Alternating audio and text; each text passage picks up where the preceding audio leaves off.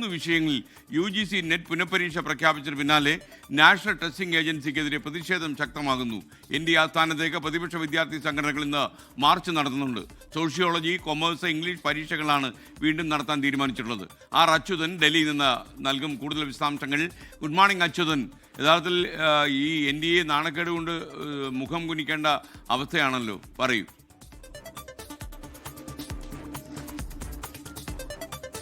Good morning S K സൂചിപ്പിച്ചതുപോലെ തന്നെ ഈ കഴിഞ്ഞ നീറ്റ് UG ചോദ്യപേപ്പർ ചോർച്ച തൊട്ട് അതിന്റെ കുരുക്കിൽ നിന്ന് NTA ഇതുവരെയും കരകയറാൻ സാധിച്ചിട്ടില്ല. അതിനിടയിലാണ് മറ്റൊരു പരീക്ഷ കൂടി, അതിലൊരു പുനഃപരീക്ഷ പ്രഖ്യാപിച്ചിരിക്കുന്നത്. UGC നെറ്റ് പരീക്ഷയാണ് ഇപ്പോൾ വീണ്ടും നടത്താനായി നാഷണൽ ടെസ്റ്റിംഗ് ഏജൻസി തീരുമാനിച്ചിരിക്കുന്നത്. ആ പ്രഖ്യാപനം വന്നതിന് പിന്നാലെ തന്നെ നാഷണൽ ടെസ്റ്റിംഗ് ഏജൻസിക്കെതിരെ വ്യാപകമായ പ്രതിഷേധം ഉയരുകയാണ്.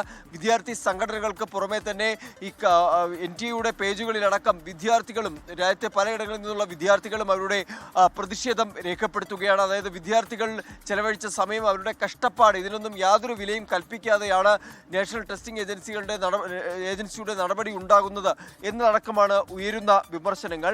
ഈ കഴിഞ്ഞ UGC നെറ്റ് പരീക്ഷ അത് നടത്തിപ്പിലെ ചില പിഴവുകൾ കാരണം, അതായത് ചോദ്യപേപ്പറിലെ അക്ഷരത്തെറ്റുകളും വ്യാകരണ പിഴവുകൾ തുടങ്ങിയ കാരണമാണ് ഈ പരീക്ഷ ഇപ്പോൾ റദ്ദാക്കിയിരിക്കുന്നത്.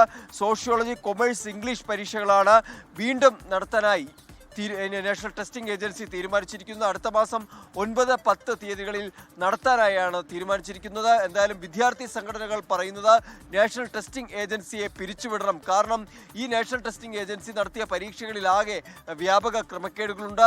വിദ്യാർത്ഥികളെ ബുദ്ധിമുട്ടിലാക്കുന്ന തരത്തിലേക്കാണ് നാഷണൽ ടെസ്റ്റിംഗ് ഏജൻസിയുടെ നടപടികൾ ഉണ്ടാകുന്നത് എന്നാണ് വിദ്യാർത്ഥി സംഘടനകളും ആരോപിക്കുന്നത്. എന്തായാലും വീണ്ടും നീറ്റ് UGക്ക് പിന്നാലെ UGC നെറ്റ് പരീക്ഷ കൂടി ഇപ്പോൾ ചർച്ചയാവുകയാണ്. Okay, thank you Achuthan.